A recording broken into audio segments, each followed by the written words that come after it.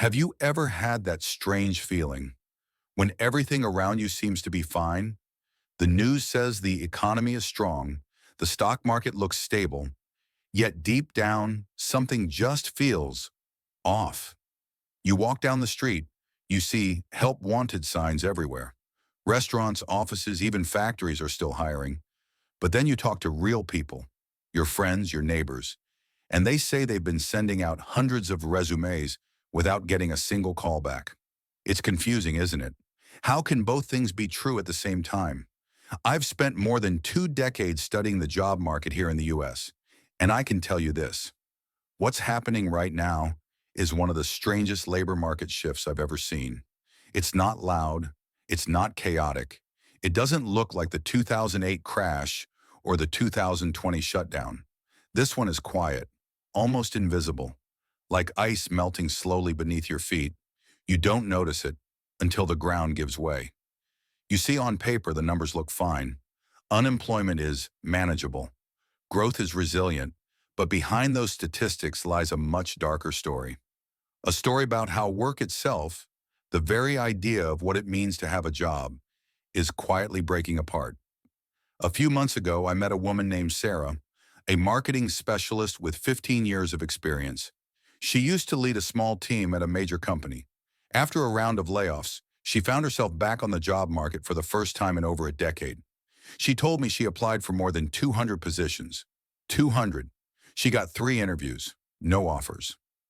Meanwhile, that same week, the same company she applied to posted 5 new openings online. But here's the catch. Those jobs weren't real. They were placeholders, listings left up for appearances, for data collection, or simply because the company's algorithm kept them there. That's when it hit me. We're living inside an illusion, a labor market that looks active, but underneath, it's hollow. And it's not just about fake job postings. It's about a silent shift that's happening in every industry. AI, automation, remote systems. They're rewriting the rules faster than our workforce can adapt. A single person can now do the work that once required a whole team.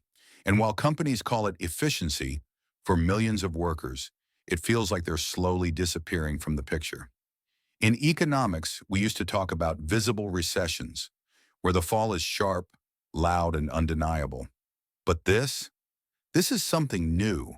This is what I call a quiet collapse, the kind that doesn't make headlines but changes lives one paycheck at a time. You won't see it on the evening news. You'll feel it in your gut. In that uneasy silence when your boss says the company's restructuring, or when your email inbox stays empty week after week. It's in the quiet moment when people stop believing that hard work guarantees stability. And that, to me, is the most dangerous part. Because when people lose faith in the value of their work, in the promise that effort will be rewarded, society itself starts to crack. I've seen this pattern before, not just in numbers, but in people. Every time I meet someone who says, I did everything right, but it still wasn't enough, I know the data has missed something. The statistics don't measure disappointment. They don't track disillusionment, but they're real and they're growing. So tonight I want to talk about that hidden collapse, not the kind that crashes the markets, but the kind that erodes our confidence, our opportunities, and maybe even our sense of purpose. Because beneath the calm surface of this economy, something deep is shifting, quietly, invisibly. And if we don't pay attention now, it might be too late to stop what's coming next. You know, when people look at the job numbers today, they see strength, they see resilience. But what if those numbers don't actually mean what they used to? Because right now we're measuring the surface, not the substance. Let me explain what I mean. The US reports millions of job openings every month. But if you dig deeper, you'll find that a large portion of them simply don't exist. Companies post jobs they've already filled. They post future roles that aren't funded yet. Some even keep listings up just to look busy, to signal growth to investors or to collect resumes for later. And yet, those fake openings still count in the statistics. So when we say there are 10 million jobs available, it's an illusion, a smokescreen that hides the fact that millions of people are applying to positions that were never real to begin with. I saw this firsthand consulting for a mid-sized tech firm last year. They had 120 open roles listed on LinkedIn, but only 9 were actually active. The rest were left there for branding purposes to look competitive in a tightening market. That's not a labor shortage. That's a credibility shortage. But the deception doesn't stop there. Because while we're arguing over job listings, something even bigger is unfolding. Something that's quietly redefining the entire concept of work. It's called automation without transition. We used to believe technology would replace some jobs, but create new ones in return. Better, more efficient, more creative. That was true for a while. But in the past 3 years, the balance has shifted. AI doesn't just replace labor, it compresses it. It takes what used to be 10 roles and squeezes them into one. Take accounting, marketing, or data analysis. Fields once considered stable, professional, safe. Today, software powered by AI can do in minutes what teams of people used to spend weeks on. One person can manage entire workflows that used to require departments. And for companies, that's great. For workers, it's a quiet disaster. Now, don't get me wrong, I'm not against technology. It's progress, and progress is inevitable. But the problem is timing. Our systems, our education, our policies, they weren't built to absorb this kind of shift so fast. So we end up with millions of qualified people suddenly unnecessary, not because they did something wrong, but because the economy evolved faster than they could adapt. You can see this reflected in productivity data. Over the past 2 years, productivity per worker has risen sharply, but wages have barely moved. That gap tells the real story. Technology is capturing the value that humans used to create. The result? A smaller middle class and a growing sense of instability, even among those who still have jobs. And here's the irony. While workers feel disposable, companies say they can't find talent. How is that possible? It's because both sides are looking for something that barely exists anymore. The traditional, full-time, stable job built on predictable growth. But the world has changed. Many younger people don't want a 9-to-5 life chained to a desk. They want meaning, flexibility, balance, and that scares companies used to control and hierarchy. Meanwhile, older generations who retired early after the pandemic aren't coming back. So we end up with a shrinking workforce and a growing disconnect between what workers want and what employers offer. The result is what I call a labor market stuck in neutral. The engine's still running, you can hear the hum, but the car's not moving forward.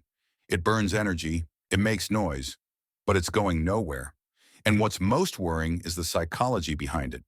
People aren't panicking yet, not because they're confident, but because they're numb. After inflation, after layoffs, after years of uncertainty, they've learned to live with instability. They've normalized it. But normalization doesn't mean safety. It just means people stopped expecting things to get better. That's the real collapse. Not the loss of jobs, but the loss of hope. When individuals stop believing that effort leads to progress, society begins to drift. It's not visible in the charts, but you can feel it everywhere. In quiet offices, in cautious conversations, in the tired smiles of people who say, "I'm fine," but don't really mean it. That's why this moment matters, because we're not just watching the economy change. We're witnessing the slow erosion of a promise. The promise that if you work hard, you'll move forward. And when that promise breaks, it doesn't just affect paychecks, it affects identity, dignity, and purpose.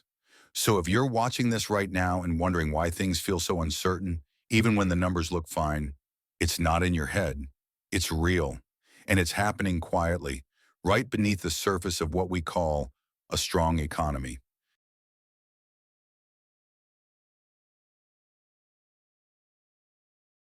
You know, people often ask me, so what happens next? Are we heading for another crash? Another recession? And my answer is, not exactly. Because what we're living through right now isn't a typical collapse. It's not the kind that breaks suddenly.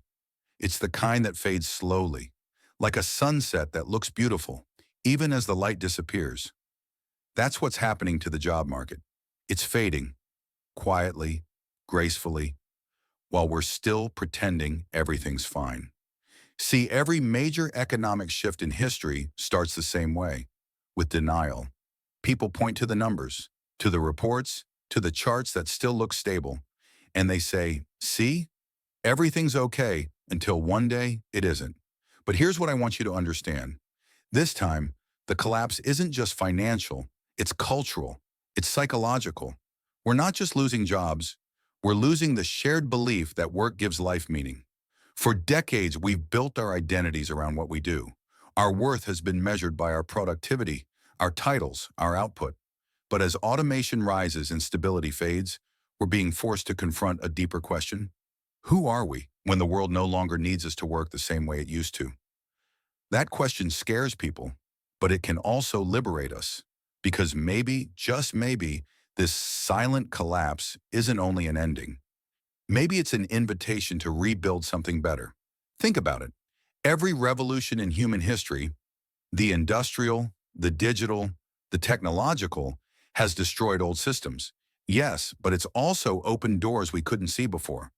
Maybe this one is no different. Maybe the real challenge isn't to fight automation or AI, but to redefine what meaningful work looks like in this new era. Work that's human, not mechanical. Work that uses creativity, empathy, imagination, the things no algorithm can replicate. When I teach students or young entrepreneurs, I tell them, don't compete with machines. Collaborate with them. Use them to amplify what makes you human. Because the future doesn't belong to the fastest or the strongest. It belongs to those who adapt, who learn, and who never stop evolving. But adaptation starts with awareness. We can't fix what we refuse to see. We can't protect the next generation if we keep pretending the system isn't broken. And that's why conversations like this matter. Because awareness is the first step to agency. You and I, we may not be able to change the global economy overnight, but we can change how we see our place in it.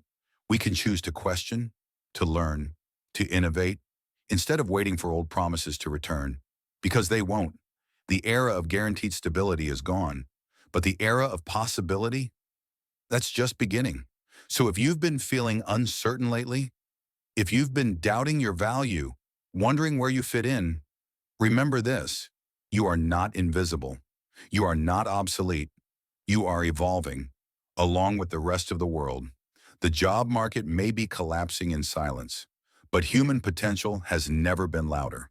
And maybe, just maybe, this quiet chaos is what we needed all along: to wake up, to rethink, and to finally rebuild work into something worth doing again. So before you go, think about this. If the old idea of work is dying, what kind of new world do you want to help create? Because that's where the story goes next. And it's one we get to write together. Umnak nen he dan, heen fade out, logo ken hien lan. If you found this conversation meaningful, don't forget to hit like, share your thoughts below, and subscribe for more deep dives into the hidden forces shaping our world. I'm glad you're here, and I'll see you in the next one.